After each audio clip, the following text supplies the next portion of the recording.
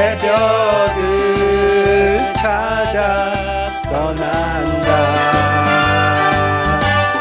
종이 울리고 닭이 울어도 내 눈에는 오직 밤이었소. 우리가 처음 만난 그때는 차가운 새벽이었소. 주님 마음속에 사랑이 있음을 나는 느낄 수가 있었소. 오 주여 당신께 감사하리라. 실로와 내게 주심은 나에게 영원한 사랑 속에서 떠나지 않게 하소서. 오 주여 당신께 감사하리라. 실로와 내게 주심은 나에게 영원한 사랑 속에서 떠나지 않게 하소서.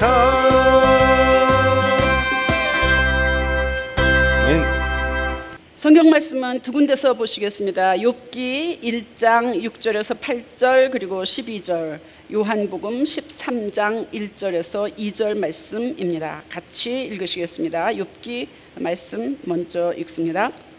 하루는 하나님의 아들들이 와서 여호와 앞에 섰고 사탄도 그들 가운데 온지라.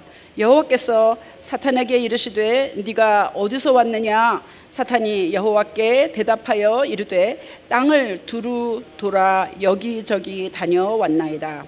여호와께서 사탄에게 이르시되 네가 내 종 욥을 주의하여 보았느냐? 그와 같이 온전하고 정직하여 하나님을 경외하며 악에서 떠난 자는 세상에 없느니라. 여호와께서 사탄에게 이르시되 내가 그의 소유물을 다 네 손에 맡기노라. 다만 그의 몸에는 네 손을 대지 말지니라. 요한복음 13장 1, 2절 말씀입니다. 6월절 전에 예수께서 자기가 세상을 떠나 아버지께로 돌아가실 때가 이른 줄 아시고 세상에 있는 자기 사람들을 사랑하시되 끝까지 사랑하시니라. 마귀가 벌써 시몬의 아들 가룟 유다의 마음에 예수를 팔려는 생각을 넣었더라. 아멘. 하나님의 말씀입니다. 오늘 설교의 제목은 속지 말라입니다. 속지 말라.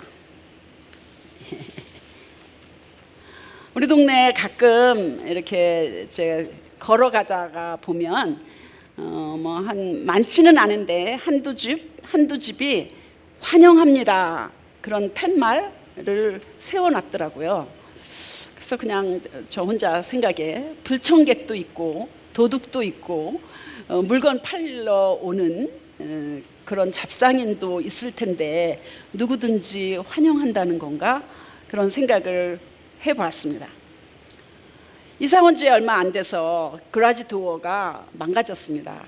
그래서 그날 당장 사람을 불러서 고칠 수가 없어서 하루 이틀 그냥 놔둔 것 같아요. 그런데 그러다 보니까 연장 박스가 없어졌더라고요. 아, 도둑이 없다고 생각했는데 도둑이 있구나. 그래서 내 거를 뺏어갔네. 그런 생각을 했습니다. 아, 도둑이 어디든지 있다는 것을 알고 대처했더라면 참 좋았을 걸, 그런 생각을 했습니다. 우리는 모든 영을 환영해서는 안 됩니다. 또한 악한 영이 있다는 사실을 인식하고 그것에 대처해야만 합니다. 그렇죠? 성경에서는 악한 영들을 사탄이라고도 하고 사단이라고도 하고 마귀라고도 하고 귀신이라고도 합니다. 사탄과 사단은 같은 말입니다. 사탄이 더 정확한 말인 것 같습니다. 사탄은 히브리어이고 대적자, 고소자라는 뜻입니다. 마귀는 사탄을 헬라어로 번역한 것입니다. 그러니까 사탄이나 마귀나 똑같은 말이죠. 예수님이 40일 금식하신 후에 성령에 이끌려서 마귀에게 시험을 받으러 광야로 오셨습니다. 그러나 예수님께서는 마귀의 시험을 물리치실 때에는 사탄아 물러가라 이렇게 말씀하셨습니다. 요한계시록 12장 9절에는 마귀라고도 하고 사탄이라고도 하며 온 천하를 꿰는 자라고 표현되고 있습니다. 이걸로 봐서 사탄과 마귀는 같은 말이구나 하는 것을 우리는 알 수 있습니다. 그러나 귀신은 조금 다른 것 같습니다. 헬라어 다이몬에서 나온 말로 영어로는 디몬이라는 말입니다. 그렇죠? 성경에서 사탄과 마귀가 단수라면 귀신은 복수로 종종 자주 사용됩니다. 예수님께서 귀신 들렸던 사람에게서 그 귀신을 내쫓고 나서 그 귀신이 2,000마리 돼지떼에 들어갔다는 것을 우리는 잘 알 수 있습니다. 성경의 여러 본문을 고려할 때에 귀신은 사탄이나 마귀의 쫄개가 아닌가, 낮은 등급의 그런 영이 아닐까 생각합니다. 그러면 마귀가 있어요? 마귀가 있다고 생각하세요? 그렇죠? 네. 귀신이 있습니까? 네. 우리가 지금 하나님께 예배 드리는 이 장소에도 마귀나 사탄이나 귀신이 있어요? 네. 그러면 여러분과 제 안에는 마귀나 사탄이나 귀신이 있습니까? 없기를 바라지만 그래도 있죠. 그죠? 바울 같은 사람에게도 그 안에 하나님의 뜻을 원하는 그런 마음도 있고 또 악한 영이 있어서 오라 나는 곤고한 자로다 누가 나를 이 사망의 법에서 건져내리오. 마치 파선한 배와 같이 가라앉은 배와 같이 엄청 비참한 그런 상태를 느꼈다고 이야기했습니다. 영적인 도둑, 악한 영은 분명히 있습니다. 우리는 마귀의 존재를 알고 인식하고 대처하고 싸워서 이겨야만 합니다. 네. 하나님은 욥을 많은 자녀와 많은 가축들과 여러 가지로 부로 눈에 보이는 많은 복을 주셨습니다. 하나님께 욥은 늘 제사를 드렸습니다. 늘 감사하며 하나님 앞에 찬양과 그 감사를 올려드렸습니다. 그래서 하나님은 욥을 온전하고 정직한 사람이다. 하나님을 경외하며 악에서 떠난 사람이 세상에 이와 같은 욥이 없다라고 아주 극도의 칭찬을 해주셨습니다. 어느 날 천사들, 하나님의 아들들은 천사를 말하는 것 같아요. 천사들과 사탄이 하나님 앞에 섰다고 했습니다. 사탄이 욥을 공격하면서 뭐라고 이야기하냐면 하나님이 욥을 많은 자녀, 가정적으로, 재정적으로, 물질적으로 다 복을 주시니까 그렇게 하나님을 경외하고 감사와 찬양과 영광을 올려드리지 만약에 그가 가난하고 아무것도 없으면 아무렴 하나님을 그렇게 찬양하겠습니까? 하나님께 그렇게 감사하겠습니까? 이렇게 욥을 비난했습니다.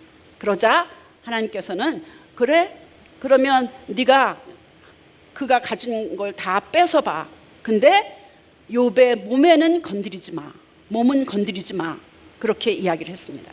그렇게 하니까 우리가 잘 아는 대로 모태에서 빈손으로 태어났으니 죽을 때도 빈손으로 돌아갈 것입니다. 주신 분도 하나님이시요 거둬가시는 분도 하나님이시니 내가 무엇을 원망하리요 무엇을 탓하리요 하면서 다 잃었을 때에도 그렇게 자녀와 부와 가진 것 모든 것을 잃었을 때에도 하나님의 이름을 했습니다. 이제 사탄이 또 하나님께 이야기합니다.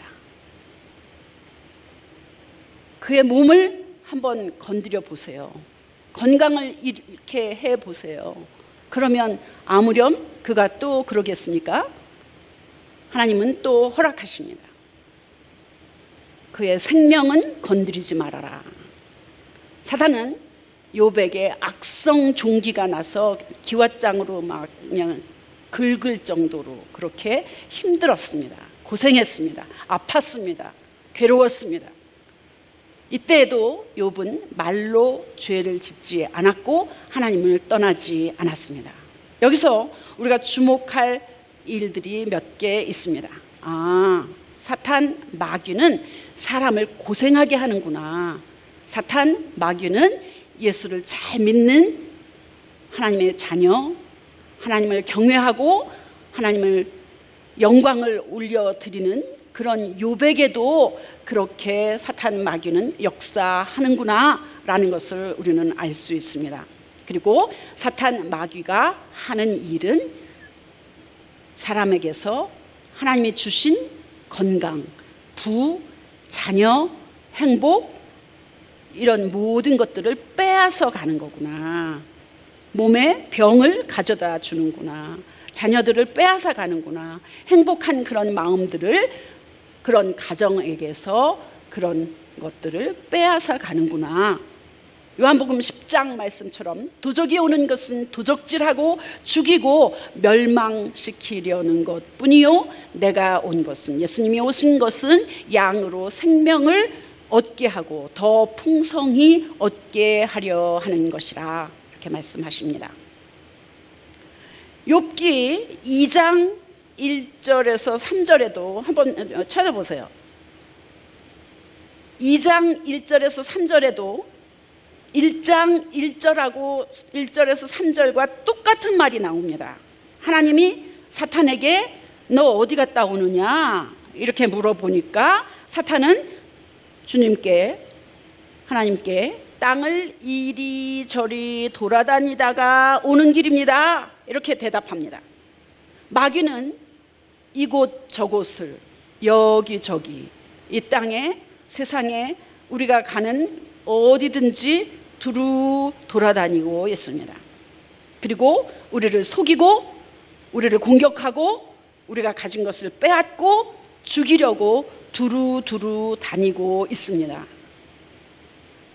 베드로전서 5장 8절에도 너희 대적 마귀가 사자같이 두루 다니며 삼킬 자를 찾나니 라고 이야기합니다. 마귀는 땅에 이곳저곳을 다니면서 삼킬 자를 찾습니다. 그러다가 대상을 찾으면 시험하고 유혹하고 속이고 뺏고 자기 종을 만들고 있습니다. 건강을, 자녀들을, 부요함을, 풍성함을 빼앗습니다. 그리고 우리가 그래도 하나님을 섬기면 그래도 하나님 앞에 감사하면 그래도 하나님께 대한 믿음을 잃지 않는지 그것을 시험하고 있습니다. 마귀의 목적은 어떻게 해서든지 우리와 하나님의 자녀와 하나님과의 사이를 파괴시키는 것입니다. 마귀는. 제가 목사 안수를 받는 단계를 거칠 때에 재정적으로 가정적으로 여러 가지 너무나도 힘든 시간을 보냈습니다. 이런 상황에서 내가 무슨 목사나 되겠어? 이렇게 하면서 포기할 수밖에 없는 상황이 되었습니다. 제가 믿음이 강해서 견딘 것도 아니고 사명감이 투철해서 사단의 시험을 이겨낸 것도 아닙니다. 그저 제가 한 일은 너무 힘드니까 하나님을 찾고 또 찾고 하나님께 가까이 있으려고 한 것밖에 아무것도 없었습니다.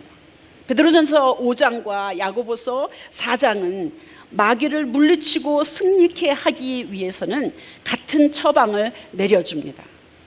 겸손해라, 순종해라, 하나님을 가까이 하라, 마음을 성결케 하라, 주 앞에서 낮추라, 하나님이 교만한 자를 물리치시고 겸손한 자에게 은혜를 주신다 하였느니라. 그런즉 너희는 하나님께 복종할지어다.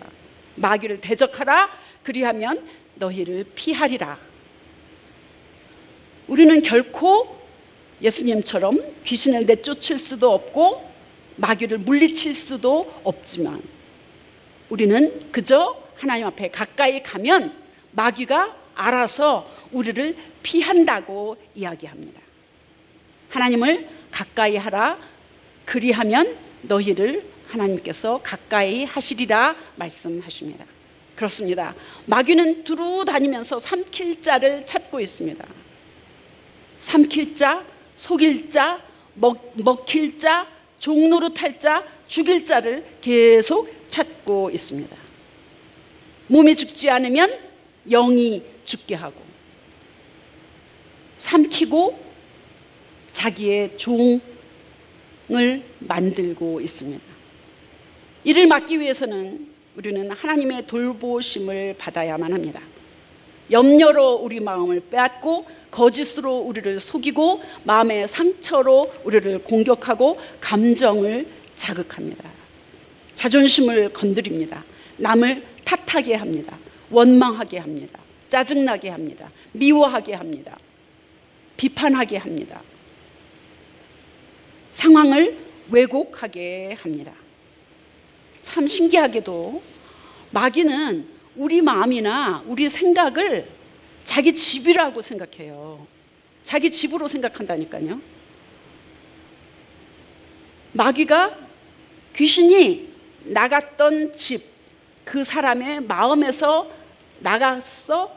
그러면 비고 청소된 것을 알고 내 집으로 돌아가야 되겠다 하면서 자기만이 아니라 자기 친구들, 귀신 친구들, 마귀 친구들을 더 많이 데리고 와서 예전의 상황보다 더 악한, 더 나쁜, 더 힘든 상황을 되게 만듭니다. 마귀와 사탄이 우리를 넘어뜨릴 때 가장 많이 쓰는 것이 우리의 마음, 우리의 생각을 조종하는 것입니다. 자존심 때문에 마음을 상하게 합니다. 요즘은 상처받았다, 마음 상했다, 기분 나쁘다 이런 이야기를 굉장히 교회 안에서도 많이 씁니다. 그래서 목회에서도 상처 치유에 관한 그런 목회가 굉장히 예전보다 많습니다. 어느 목사님이 예수 안 믿어서 지옥 가는 사람보다 기분 나빠서 지옥 가는 사람, 상처받아서 지옥 가는 사람이 더 많다. 그런 이야기를 어떤 목사님이 하더라고요. 감정, 마음, 생각, 자존심이 하나님보다 위에 있는 거 아닐까 생각합니다. 가룟 유다는 12제자 중에 하나이고 다른 제자들보다도 더 지적으로 많이 배운 것 같습니다. 재정을 맡아서 일했습니다. 그런데 가룟 유다에게 예수님을 팔려는 생각, 그런 마음을 마귀가 쑥 집어넣습니다. 가룟 유다처럼 직접 예수님을 보고 예수님과 함께 생활하고 직접 훈련을 받은 그에게 마귀가 예수님을 팔려는 생각을 집어넣으니까 그런 일들이 예수님을 팔고 대제사장들과 결탁해서 예수님을 십자가에 죽일 수 있도록 그런 발판을 마련했습니다. 가룟 유다처럼 3년 반씩이나 예수님을 따라다녔고 직접 보았고 생활했고 훈련받았던 가룟 유다에게 마귀가 그런 생각을 집어넣었다면 여러분과 저같이 평범한 하나님의 자녀들에게는 얼마나 더 많이 집어넣을 수 있을까요? 그래서 우리는 잘 생각해야 합니다. 내가 지금 무슨 생각을 하고 있지? 나의 마음은 마귀가 집어넣은 것인가? 성령이 기뻐하시는 생각인가? 가룟 유다에게 예수님을 팔려는 생각을 집어넣은 것은 그의 탐심 때문이었습니다. 세상을 향하는 어떤 물질적인 생각 때문이었습니다. 마귀는 우리의 약점을 통해서 공격합니다. 일단 가룟 유다에게 예수님을 팔려는 생각을 집어넣으니까 30불 정도 작은 돈 때문에 대제사장들과 결탁했습니다. 물론 이는 하나님이 인류를 구원하시기 위해 예수님을 십자가에 못 박기 위한 그런 대전제, 큰 목적에 따라서 이루어진 일이기는 하지만 그런 하나님의 일에 가룟 유다가 쓰임 받은 거지만 마귀는 가룟 유다를 사용했습니다. 마귀는 우리를 유혹할 때 죄짓게 할 생각, 마음을 집어넣습니다. 그리고 그 마음, 생각에 따라 어떤 일을 계획하게 됩니다. 그 계획에 따라서 우리의 행위가 나오게 됩니다. 그 결과에 따라서 크고 작은 일들이 생깁니다. 이것을 막기 위해서 우리는 분별해야만 합니다. 분별. 우리가 믿음의 궤도에서 이탈하지 않기 위해서 우리는 하나님의 보호를 받아야만 합니다. 야고보서 4장과 베드로전서 5장에서 우리에게 명하십니다. 겸손해라, 순종해라, 하나님을 가까이 하라, 마음을 성결하게 하라, 주 앞에서 낮추라, 그리하면 하나님이 높이시리라. 하나님을 가까이 하라, 그리하면 너희를 하나님께서 가까이 하시리라. 죄인들아, 손을 깨끗이 하라. 두 마음을 품은 자들아, 마음을 성결케 주 앞에서 낮추라. 그리하면 주께서 너희를 높이시리라 말씀하십니다. 마귀와 사탄을 물리치고 하나님께서 주신 그 복을 빼앗기지 않기 위해서, 속지 않기 위해서, 싸워서 이기기 위해서 우리는 분별력이 있어야만 합니다. 진리가 무엇인지, 오류가 무엇인지, 무엇이 하나님의 뜻인지, 무엇이 악한 마귀가 가져다 주는 생각인지 우리는 분별해야만 합니다. 이를 위해서 우리는 또 기도해야만 합니다.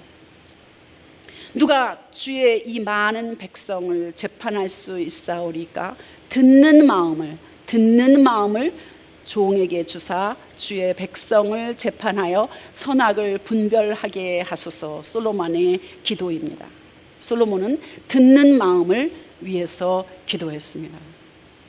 너희는 이 세대를 본받지 말고 하나님의 선하시고 기뻐하시고 온전하신 뜻이 무엇인지 분별하도록 하라. 로마서 12장 2절의 말씀입니다.